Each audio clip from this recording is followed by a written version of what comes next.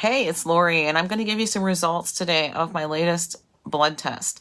So I had some blood work done about a month ago, and well, I actually got the results about a month ago, a little less than a month. It's almost been a month. So anyway, I think tomorrow's a month. Okay, enough of the blah blah. I'm going to try to do very little editing because I've already done enough editing with this video because I've edited down the audio clip that I recorded. I did record at my doctor's office. I recorded an audio of what he said to me. So you'll be able to hear exactly what my doctor said straight from his mouth. There isn't a video, it's just audio.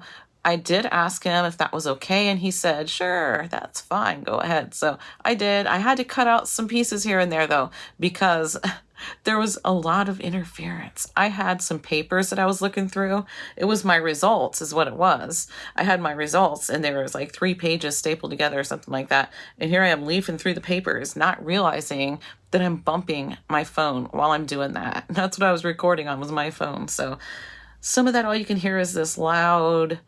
I mean, just a piece of paper. It was loud. You think it's just a piece of paper, but I'm telling you right now, it sounded like thunder. So anyway, we're going to go ahead and go through that. I do have my folder here in front of me.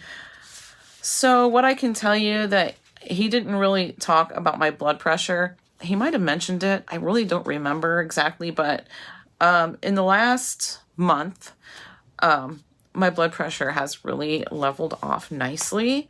About 3 weeks ago, it was 131/84, and today it was 125/88. And in this past week or two, that's pretty much what it's been, right in that general vicinity. So that's pretty good. This one day, it was even 120/82. It's like, wow, yeah, look at that. So, and that's with my meds. My meds are working. My meds that I'm taking for my blood pressure are low-sartan potassium. So low-sartan, 50 milligrams. So I take one of those every day. I do have a new med that's been added. It's not a new med. It's an additional med. It doesn't replace anything. It's another one. So we'll be talking about that here coming up. And I'm not sure. What else did I need to say beforehand? I think, you know what? We're just going to go ahead and listen to the audio clip. I'm going to share the screen with it. That's why my angle's different today. Probably don't need to because there's no video for you to see, but I'm going to do it anyway just because in my brain, that's how it's going to work out best for me. I have it pulled up. I am going to listen to it through my AirPod while you guys are just listening to it just normally, whatever. So that's how I'm going to do it. And I will tell you, I apologize ahead of time because I do know that it starts out like the first minute or so, maybe not even that long. It starts out great, but it eventually, I don't know if there's some kind of a fan that turns on somewhere or what. If it was like, was there like a vent of some kind nearby? I don't know, but you can definitely hear it in the background. I do apologize for that, but I'm going to stop periodically throughout this audio clip and kind of chat about it a little bit. So, all right, let's just get started. Testing, 1, 2, 3. Yeah. So we're just talking about what happens when you get a good response to vitamin D versus what happens if the opposite happens. So if it works out in your favor, you fix the vitamin D, and if you get a good response, your cholesterol should go down into the normal range. There's no compensation or basically hormone imbalance, because vitamin D is considered a high-level hormone. We call it a vitamin, but it's actually a very high-level food hormone that does lots of things in the body. So he's saying that he believes that vitamin D is actually a hormone. He says it's a high-level, did he say pre-hormone? I think that's what he said. But yeah, and some doctors don't think it is, but he does believe that it is. I think somebody's here. So I apologize for the dog barking, but that's just the way it's going to have to be. I don't think I mentioned that my vitamin D is at an acceptable level now. I still want to bring it up for sure, but it's at, I think it was at 47 or 48. So, and I think he's going to mention that here coming up. Okay, let's keep going. That's just your bones. So what happened with you though is that your vitamin D went from 10, one of the lowest I've ever seen, to 47.5 or something, right, which is close enough to 50. You corrected that very quickly, but your cholesterol did the exact opposite of what I thought it was going to do. it went sky high. It went way up.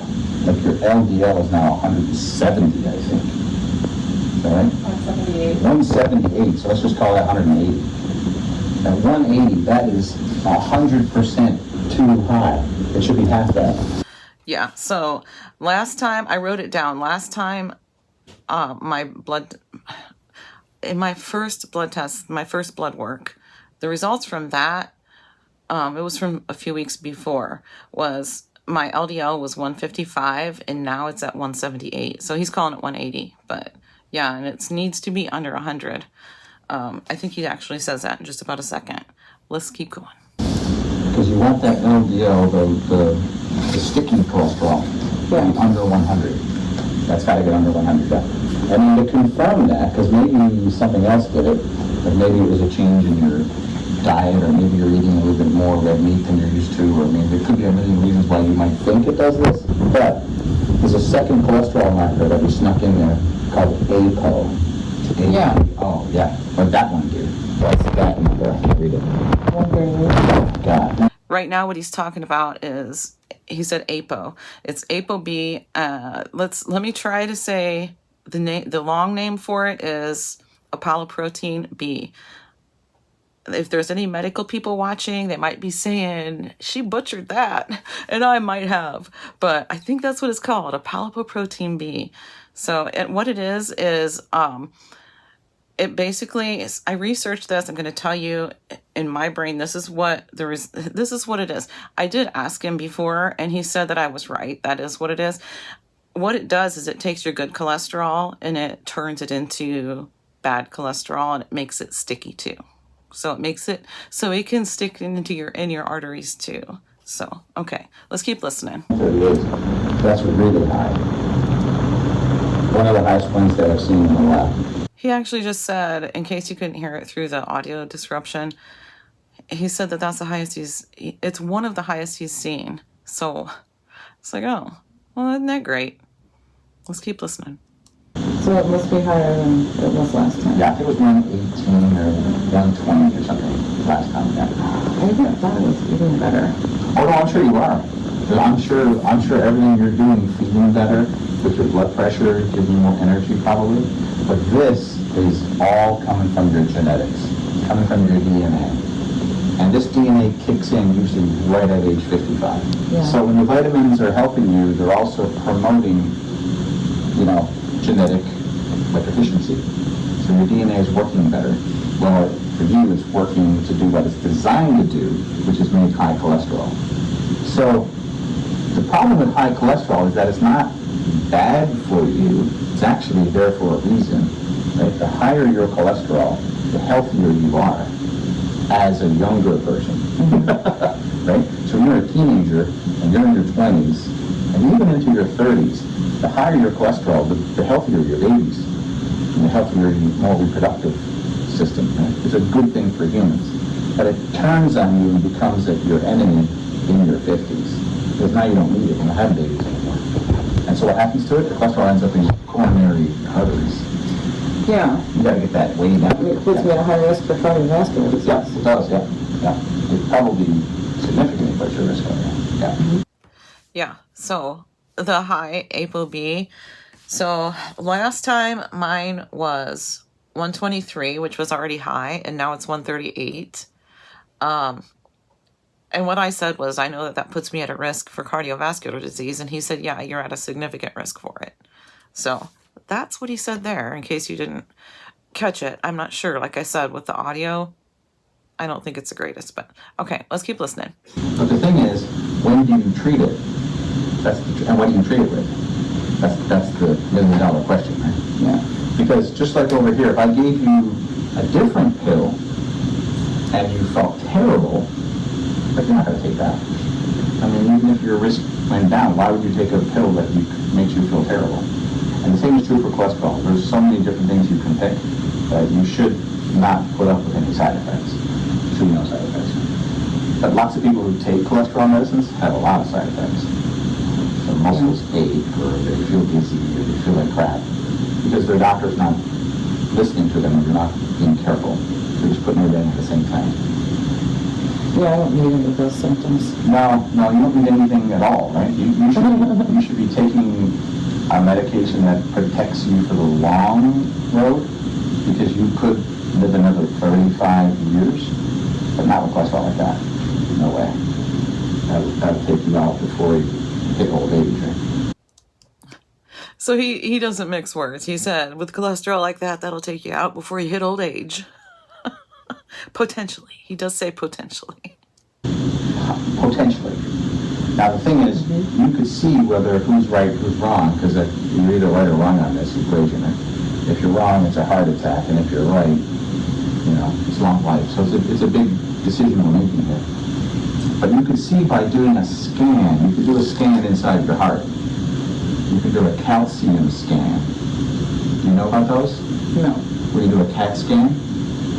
So you do a CAT scan on your heart, and it will look inside the arteries, and it will tell you if you have any plaque in there. And if you have none... He's talking now about a calcium scan. It's a scan that you can do, you can have done on your heart. And let me see. I have the paper in here that tells exactly what it's called. It's called cardiac calcium scoring. So, and it's like a CAT scan as opposed to an angiogram, which is dye. And I am going to ask him about that here coming up, probably like right now. Well, you can take a deep breath and try some other things. But if you're already making plaque now, you're in trouble, right? If you don't... Is it like an angiogram? No, an angiogram is dye. Oh, okay. Yeah, this would be without a dye. There's a hospital over there called DuPont, and DuPont, the company, bought them a CAT scan for this purposes, and so they do them for free. But if I make them do that same scan here in Toledo, they charge over $2,000. It's crazy. He just said that the place he's having me go, which is out of state, it's in Fort Wayne, Indiana, and that's about an hour, 45 minutes away from me. So, yeah, but it's free compared to if I did it locally, it would be over $2,000 out of pocket. So, okay, let's keep listening. Yeah.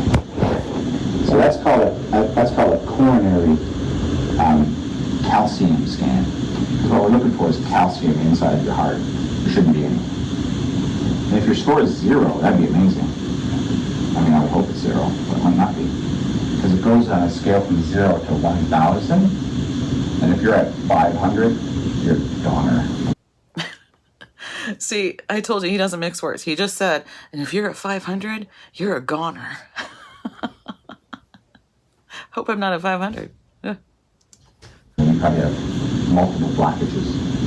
So I don't usually see 500. I usually see like 50 or 12. But usually numbers that aren't 0. Well, that means that the process has already started, like the fuse is lit. Mm-hmm. And so you got to do whatever you can to get that APO number down to normal so that this can stop. Does that make sense? Yeah. Yeah. But people don't get offered this, see? So then they don't really know. They're just taking medicine blindly. They don't really know if they really need it, and they don't really know if it's working. Until, like I said, we go into the ER, with a damn heart attack. He's just talking about people sometimes will just take the medicine blindly and they don't even know if they need it. And the next thing you know, they end up in the ER with a damn heart attack. And that's what he just said. I'm just telling you what he said, so, okay. And you really just Yeah. So I'm going to give you the information about that, and you guys can just go over together and get one together. Because anybody over the age of 50 is a candidate for a heart scan. You don't have to have high cholesterol. You just go do one, and hopefully it's 0. Now, if you're 80 years old, it's not going to be 0. Right? You can do both, though. There's no reason why somebody wouldn't look at those cholesterol numbers and go, that scares me. Put me on something, but don't put me on anything too strong. Just put me on something today, and while we're seeing how that's working, I can, find a way over to Fort Wayne, I guess. I mean, have you heard negative things about cholesterol medicine? Are you nervous about it? I've heard, yeah, kind of. Yeah. But I mean, I never know what to believe. Sometimes you talk to your friends about things, they always know more than the doctor. Of course. So, my friends too. This, and this. I'm like, what's that he said? Right. So the problem is that there are multiple options that are not prescriptions for cholesterol. But you'd have to go into that game knowing that your risk is low going into it. In other words, you had to have a zero scan. And that's why I'm promoting that. Because if you have a zero scan, you got time. You can try lots of different things. Different red rice, yeast, you can try garlic. He's naming off some different things that you could try if you have a zero scan. So he doesn't think I'm going to have a zero scan, is basically what he's saying. Different vitamins, B vitamins and stuff. See if there's any positive improvement. Or otherwise, you're taking a too big a gamble if the plaque is already getting laid down. Does that make sense? Because at that point, I wouldn't recommend any natural treatments. I'd be like, no, time for that's over. We got to get under the Crestor or something. Yeah. That's what I would do. I mean, that's what I would recommend now. But that's like I said, it's a big decision. This is the second time you've shown that with the vitamin D, you're up. Yeah. Yeah, so that's a warning flag. That tells me that it is inside, it's genetic, not what you're eating. You said yourself you've already changed your diet a little bit. Yeah. Yeah, I told you that last time. Yeah, he thinks this is the point now where it's not due to vitamin deficiency. It's not because of what I'm eating. It's genetic. So that's what he's saying. And what I just said to him was that, yeah, I told you last time that I changed my diet up a little bit. And he says, yeah. Oh, yeah. Yeah, that's right. Yeah, so this is right. So now what's it going to be like in another year? Yeah. So you think I should go to Fort Wayne and get a scan. Yep. I'll give you their phone number. They don't make you pay the $50 in advance, but it's due at the time you go. Because I go every couple of years now because I have a family history. And so far mine have been all zero. But if mine weren't zero, I would definitely be on medication. He just said he goes himself every couple of years because he has a family history of coronary artery disease. And so he goes every couple of years himself, and so far his numbers have always been zero, or he would be on medication right now. That's what he just said. And the test itself only takes like 5 minutes. And then the results come back to me. But if you don't hear back from me within a few days, I would have you call them and have them ship me the results. Okay. Because it is out of state technically. Yeah. So they don't always send me the results like they used to. But that's not a big problem. And then we can either decide to put you on something based on that, or do something natural, or, like I said, if you talk it over hubby and he's like, I don't like what he's saying, then we can start what's called medicine now. He's letting me make the decision. He's giving me a hard choice right now. Yeah, before the scan. You really should? I mean, I would. Yeah, because these numbers are quite high. But again, the normal dose would be this, 40, and if I was being conservative, I might do 20. But with you, I'm thinking like 5. Just like a little tiny dose. I said, there's no way you're going to have any negative reactions. But it might actually work that low. I wouldn't expect it to. I'd give it like a 50-50 chance that it's strong enough. Yeah, okay, then maybe we do 10, something like that, right? So I usually ratio low. You see that I like to go really low, and then what's the hurry? Just take your time, I would go up here, and then have you come in with every container you think of, Yeah, I have enough of those with that. So, all right. So let's do it. So I'll give you some of these. I don't even have them this low. I would have to order them in your pharmacy. You just do this one, 10. So I guess you could do 10 every other day or something. So let me give you some 10s, but only take them every other day. Okay. All right? Because I promise you, there's no way you can have a reaction at that low of those. But it might work. That might be enough. It'll definitely get the process down, And then, like I said, do the scan sometime over the summer. So that's like sooner the better. And then we'll figure out what we're from there. Yeah. Other than that, everything else looks good. Like if I could pick out all your other numbers, your liver and your blood sugar, and your vitamins now, and the kidney function, I mean, you look like a teenager. It looks perfect. Should be A1C or glucose, yeah. Yeah, that's It doesn't it. involve it down to 80 something, right? So glucose, maybe next page. See, that was over 110 last time. Right, so look how much you improved your sugar. It's first thing. Yeah, oh, was it? Number 1, of course.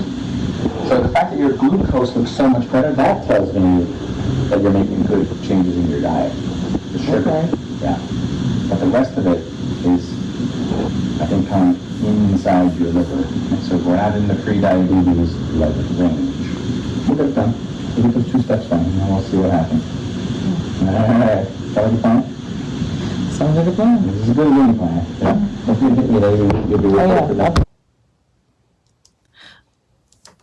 Okay, so that is it. That's all I recorded. We were getting ready to walk out of the room, so I went ahead and stopped it. But he did say I'm out of the pre-diabetes range, so that's where I gave myself a couple of thumbs up things right there. So, yeah. Okay, what else do I want to talk about? Yeah. I made some notes, but I think we just kind of covered it all just by going through that. But, oh, yeah, and I did make the appointment for, I think I might already said that, the heart scan is in 2 weeks from today. Yeah, I wrote that down. And the med that he put me on, it's a cholesterol med. It's right here. And it is, I'm not exactly sure how you pronounce it, but it is rosuvastatin. So it is a statin. And I'm taking 10 milligrams every other day. Oh, shoot, I'm getting a phone call. I better take it. Well, I'm glad I took that phone call, and that was kind of a coincidence that they just called me right now because that was the place where I'm getting the test done, and they just wanted to do pre-registration. So we did that over the phone, so that's taken care of. And I even paid over the phone already, so it's paid for, and I just need to go, show my ID, and there you go. So yeah, after that appointment, I'm definitely going out for coffee somewhere. I'll be going there by myself. I don't care. I'm taking myself out for coffee because I'm not allowed to have any that day. Okay. I really don't think I was going to say anything else. I don't have anything else. I mean, I have a lot of other stuff on my notes, but we kind of went over that since we went ahead and just listened to the audio and I chit-chatted in between. And I'm not sure, but I think that's going to be fun to edit. We'll find out. Or I'll find out anyway. All right, guys. That's going to be it for today. If I left anything out, I'll just come back and make a different video, I guess. And if you have any questions or if you notice that I left anything out, please let me know in the comments below. Okay. Thanks for watching, guys. And I'll see you in the next one.